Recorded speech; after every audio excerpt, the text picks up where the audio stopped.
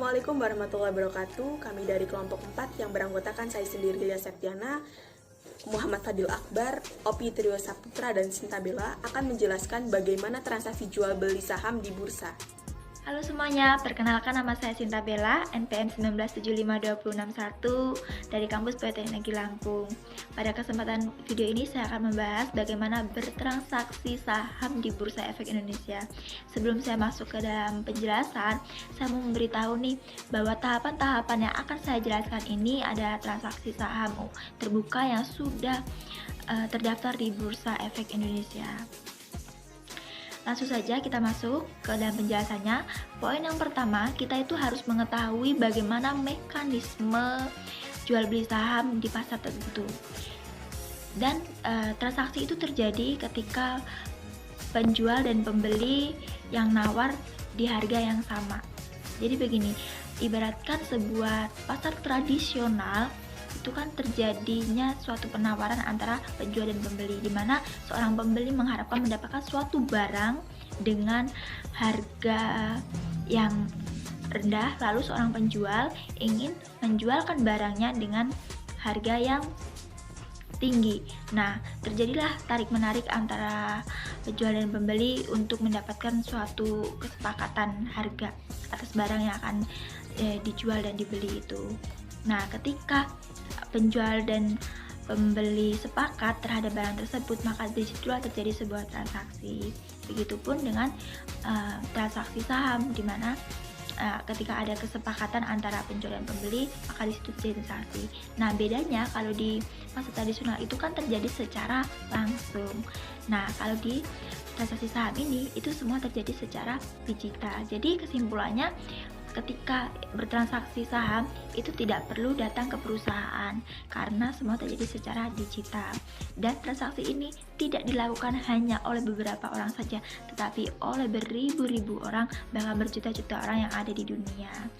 Nah, mungkin kita bertanya-tanya bagaimana caranya untuk ngelakuin transaksi saham, pakai aplikasi apa, pakai aplikasi e-commerce, fintech, bank, atau yang lainnya.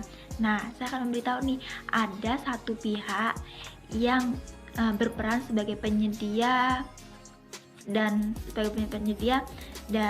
perantara untuk bertransaksi saham, dan mereka itu adalah perusahaan sekuritas.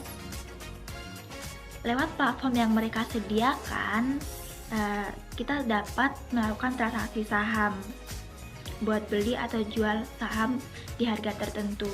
Nantinya penawaran jual beli saham itu akan dikirim ke sistem trading bursa gitu. Terus kalau kamu berminat buat lakuin transaksi saham, kamu tuh perlu yang pertama juga harus bikin akun sekuritas. Kondisinya mirip nih jika kita beli suatu barang di toko online. Tahap pertama kita harus membuat akun supaya kita bisa bertransaksi. Lalu ketika kita bertransaksi dan membuat akun, di situ kita juga harus membuat akun rekening bank. Jadi rekening bank ini adalah rekening baru. Rekening ini disebut rekening dana nasabah (RDN) atau rekening dana investor (RDN). Dan nanti sekuritas itu akan mengarahkan kalian untuk memilih bank yang sesuai referensi kalian. Itu bisa Bank BRI, Bank BCA, Bank Mandiri, dan lain-lain. Nah, sekian dari saya, terima kasih. Kalau kamu tertarik untuk bertransaksi saham, kamu perlu bikin akun perusahaan sekuritas tersebut. Kondisinya mirip nih dengan transaksi ketika kita beli di toko online. Tahap pertama kita harus membuat akun untuk kita bisa bertransaksi. Sekuritas juga sama. Kalau kamu mau lakuin transaksi, kamu harus buat akun terlebih dahulu. Nah, saat kamu buat akun sekuritas, kamu juga nantinya sekaligus disuruh untuk membuat akun rekening bank yang akan terhubung dengan sekuritas. begitu. Nantinya nih uang yang dipakai untuk transaksi beli maupun uang hasil penjualan saham akan dikirimkan ke rekening bank tersebut. Nah, rekening bank tersebut disebutnya itu rekening dana nasabah RDN atau rekening dana investor RDI. Biasanya sekuritas akan memberi beberapa pilihan bank buat jadi RDN kamu. Jadi kamu bisa pilih yang sesuai referensi kamu, misal Bank BCA, Mandiri, dan lain-lain. Kita tidak bisa pakai bank yang sudah pernah digunakan atau rekening yang sudah ada di kita. Jadi kita harus buat rekening baru, di mana rekening itu terhubung dengan perusahaan sekuritas. Dan sekian dari saya. Terima kasih. Perkenalkan, nama saya Opi Trio Saputra AR, NPM 19752054. Saya di sini akan menjelaskan tentang kriteria dalam memilih sekuritas saham. Yang pertama, platform online trading. Ada sekuritas yang punya platform online trading dan ada juga yang masih pakai offline trading. Kalau sekuritas punya platform online trading, artinya setiap pemesanan jual beli saham yang kita buat sebagai nasabah dilakukan secara online dan mandiri, memakai aplikasi yang disediakan oleh sekuritas. Sementara ketika sekuritas cuma melayani offline trading saja, artinya setiap kita mau bertransaksi saham, kita harus menghubungi langsung pihak sekuritas yang bersangkutan untuk melakukan pemesanan saham yang ingin kita beli atau kita jual. Jika kita sering melakukan transaksi saham dalam jangka waktu pendek, platform online trading ini sifatnya krusial. Jadi saya akan memilih sekuritas yang punya platform online trading yang dengan kualitas yang bagus. Kemudian yang kedua, fitur automatic order and stop loss. Jika kita melakukan transaksi saham, kita tidak akan selalu mendapatkan keuntungan. Ada kalanya kita mengalami kerugian. Tujuan transaksi di saham itu bukan cuma mencari keuntungan, tapi juga menjaga modal yang kita punya. Ketika bertransaksi saham itu, kita harus bisa menentukan batas kerugian yang sanggup kita terima. Misalnya kita akan jual rugi saham kita kalau harganya menyentuh harga tertentu. Inilah kegunaan dari fitur stop loss. Bagaimana kita bisa menentukan rencana menjual atau beli saham tertentu dengan kondisi-kondisi yang sudah kita rencanain sebelumnya. Kemudian yang ketiga, transaction fee atau biaya per transaksi. Sekuritas sebagai penyedia platform trading, tentu mereka menerapkan biaya-biaya tertentu buat nasabahnya. Salah satu biaya yang harus kita bayar itu adalah fee beli dan fee jual. Mudahnya kita akan dibebankan biaya. Setiap kali melakukan transaksi beli dan transaksi jual saham, fee transaksi yang diterapkan setiap sekuritas itu berbeda-beda. Fee beli itu mulai dari 0,15% dari nilai saham yang kita beli, sementara fee jual itu mulai dari 0,25% dari nilai saham yang kita jual. Dan mau kita untung atau rugi di saham, fee ini harus tetap dibayar. Fee yang dibebankan itu sudah termasuk pajak yang harus kita bayar. Kemudian yang keempat, deposit minimal. Di saat membuka akun saham, kita akan langsung membuka rekening dana nasabah. Rekening ini ada deposit minimalnya. Mudahnya, ada jumlah minimum yang harus kita setorin ke RBM kita. Deposit minimal ini jumlahnya macam-macam, mulai dari 100.000 sampai puluhan bahkan sampai ratusan juta rupiah. Jadi, kalau dana kamu terbatas, kamu bisa mempertimbangkan deposit minimal yang harus disetorin. Kemudian yang kelima, review pengguna. Sebelum memilih sekuritas, sebaiknya kita juga baca review pengguna lainnya yang sudah lebih jauh menggunakan sekuritas bersangkutan, supaya kita juga bisa tahu kira-kira apa saja kelebihan dan kekurangan platform milik sekuritas tersebut, bagaimana kualitas customer service-nya, dan lain-lain.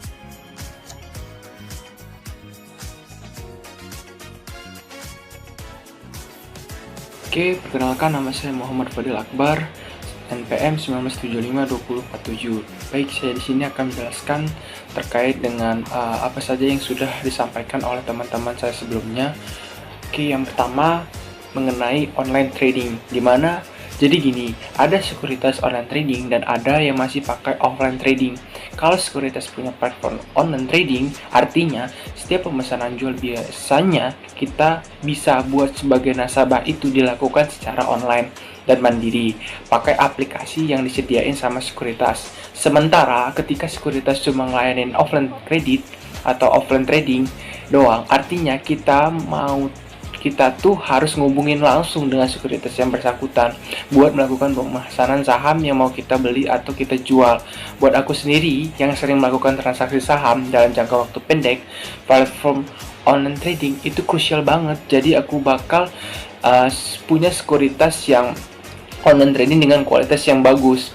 Sementara kalau kamu berencana untuk berinvestasi jangka panjang dan enggak akan ngotak-ngatik investasi saham kamu, mungkin itu jadi hal yang akan menjadi pertimbangan kamu ketika milih online trading, yaitu aplikasi jarang bermasalah, aplikasi yang bisa diam sekuritas itu bisa kita download nih, diam-diam bisa kita download nih di sekuritas yang telah ada, kemudian kita download meskipun kita tuh belum jadi nasabah mereka. Saranku, sebelum kamu ngajuin pembuatan akun, lebih baik kamu coba dulu aja online trading yang mereka punya, seenggaknya untuk mastiin itu sering bermasalah ataupun enggak. Yang kedua adalah automatic order atau fitur stop loss, yang namanya melakukan transaksi saham. Kita kan nggak akan tahu tuh kita akan untung ataupun rugi ke depannya. Ada kalanya kita akan mengalami kerugian. Namun ingat, tujuan transaksi itu bukan cuma nyari keuntungan, tetapi kita untuk mencari modal yang telah kita tentukan atau kita targetkan gitu kan, misalnya. Nah, dan di fitur ini nanti ada batas kerugian yang sanggup atau yang kita bisa terima gitu. Misalnya nih, aku akan jual rugi nih terkait dengan sahamku. Kalau misalnya sahamku udah menyentuh harga tertentu, kegunaan fitur stop inilah yang bisa menjadi alternatif kita dalam menentukan saham kita. Kalau misalnya saham kita ini sudah mengalami kondisi yang dirasa cukup krusial dalam hal kerugian, maka fitur ini akan sendiri gitu diaktifkan gitu kan sehingga. Kemudian yang ketiga, yang selanjutnya adalah fee transaksi sekuritas. Sebagai penyedia pasar kredit, tentu mereka tuh dia tertentu ada batas, ada atas biaya yang harus kita bayar. Itu adalah dibeli dan dijual. Simpelnya sih, kita akan dibebankan biaya setiap kali melakukan transaksi beli dan transaksi jual bahan. Fee transaksi yang diterapkan setiap sekuritas bisa beda-beda, itu mulai dari 0,5% dari nilai transaksi yang kita beli, sementara dijual itu mulai dari 0,25% dari nilai saham yang kita jual. Dari mau kita untung ataupun rugi, saham harus tetap dibayar. Oh iya, yang dibebanin itu udah termasuk pajak yang harus kita bayar. Kalau ini tentunya aku nggak beli sekuritas yang harganya bersaing gitu. Yang selanjutnya, yang keempat adalah mengenai deposit awal atau deposit minimal. Aku kan di sini kalau saat membuka akun saham kita tuh kan langsung bikin rekening. Ada juga kalau saat masuk ke akun saham kita tuh langsung ke rekening dana nasabah rekening ini ada deposit minimal atau deposit yang dalam standarnya gitu kan, ibaratnya minimal ada jumlah minimum yang harus kita setorin ke RDN. Kita deposit minimal bulan-bulan kalau nggak salah, macam-macam nih, mulai dari 100.000 sampai puluhan bahkan ratusan juta rupiah. Jadi kalau dana kamu terbatas, kamu bisa mempertimbangkan deposit minimal yang harus disetorkan itu berapa gitu kan. Kemudian yang kelima, yang terakhir adalah review pengguna belum sekuritas. Sebaiknya kita juga baca review pengguna lainnya nih ya, udah jauh lebih dulu dalam pemakaian sekuritas yang bersangkutan, supaya kita juga tahu kira-kira apa aja sih kelebihan dan kekurangan masing-masing sekuritas tersebut, gimana sih kualitas customer service dan lain sebagainya. Itu beberapa hal yang menjadi pertimbangan sebelum kita membuat akun sekuritas. Sekarang kita bahas gimana caranya, mungkin bisa dibahas oleh teman saya selanjutnya. Mungkin terima kasih.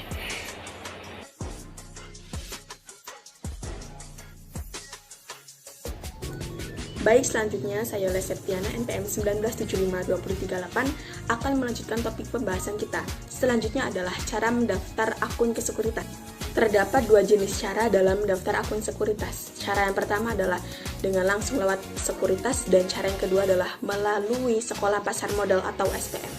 Baik, untuk mempersingkat waktu, di sini saya akan menjelaskan terlebih dahulu cara yang pertama, yaitu melalui sekuritas langsung. Cara mendaftar akun sekuritas melalui sekuritas langsung terdapat dua jenis cara. Yang pertama adalah melalui online dan kedua adalah melalui offline. Jika kamu ingin mendaftar langsung secara offline, maka kamu bisa datang langsung ke kantor sekuritas yang bersangkutan. untuk mengetahui kantor sekuritas yang ada di kota kamu, maka kamu bisa mengakses website resminya yaitu di IDX. Jika kamu sudah menentukan kantor sekuritas yang kamu pilih untuk mendaftar, langkah selanjutnya adalah kamu datang langsung ke kantor sekuritas yang bersangkutan dan mengikuti prosedur dan persyaratan yang berlaku. Tidak lupa pula dan jangan sampai lupa untuk membawa dokumen-dokumen yang diperlukan seperti KTP, NPWP, dan buku tabungan kamu. Jika kamu tidak ingin datang langsung ke kantor sekuritas tersebut, atau di kotamu tidak ada kantor sekuritas yang terjangkau, lokasinya terjangkau, maka cara yang kedua adalah online. Sebagian sekuritas sudah menyediakan pendaftaran secara online. Sekuritas tersebut menyediakan formulir pendaftaran secara online. Kemudian langkah selanjutnya kita bisa mendownload formulir tersebut dan mencetak formulir tersebut. Setelah itu kita bisa mengisi formulir tersebut dengan melengkapi persyaratan yang ada. Selanjutnya jika sudah melengkapi persyaratan dan sudah mengisi formulir yang ada, selanjutnya adalah kita mengirimkan formulir yang sudah kita isi tersebut ke alamat kantor sekuritas yang kita pilih. Namun saat ini sudah banyak sekuritas yang menyediakan pendaftaran full online. Jadi kita tidak perlu mengirimkan lagi formulir yang telah kita isi ke alamat sekuritas tersebut. Sekuritas tersebut sudah menyediakan formulir, tanda tangan, dan dokumen-dokumen lainnya secara digital, sehingga dapat memudahkan kita dalam mendaftar akun sekuritas. Selanjutnya, cara yang kedua dalam membuat akun sekuritas adalah melalui sekolah pasar modal. Bursa Efek Indonesia telah menyediakan suatu program edukasi dan sosialisasi mengenai pasar saham melalui sekolah pasar modal ini atau SPM. Jika kamu ikuti program ini, kamu akan mendapatkan edukasi awal dan sekaligus fasilitas untuk mendaftar akun sekuritas. Jika kamu ingin mendaftar SPM ini, kamu bisa cek website resminya yaitu di website Sekolah Pasar Modal. Sebelum video ini ditutup, saya akan menjelaskan sedikit mengenai saham. Apa itu saham? Saham adalah instrumen investasi yang berisiko tinggi. Jika kamu ingin terjun langsung dalam saham, pastikan sesuai dengan profil risiko kamu. Dan jangan lupa untuk mencari tahu resiko-resiko yang mungkin kamu dapatkan dari bertransaksi saham ini. Sekian penjelasan dari transaksi jual beli saham di bursa dari kelompok kami. Wassalamualaikum warahmatullahi wabarakatuh.